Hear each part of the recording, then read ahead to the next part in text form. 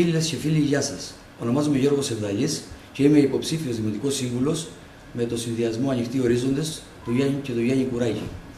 Όπως οι περισσότεροι γνωρίζετε, έχω διατελέσει πρόεδρος στη δεύτερη Δημοτική Κοινότητα του Δήμου Ηρακλείου κατά την περίοδο 2007-2010. Μία περίοδο όπου πολλά και σπουδαία πράγματα συνέβησαν για τις ανατολικές συνοικίες.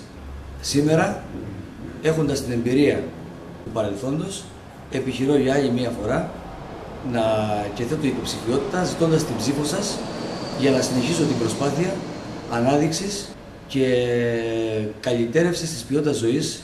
Θα ήθελα να πω ιδιαίτερα στους κατοίκους των ανατολικών συνοικιών που σήμερα μας παρακολουθούν ότι σπουδαίες και σημαντικές μελέτες είναι έτοιμες σε επίπεδο εφαρμογής. Γι' αυτό σήμερα θα ήθελα να μου δώσουν ξανά την ψήφο τους ώστε να συμβάλλω στα μέγιστα για την πραγματοποίησή τους.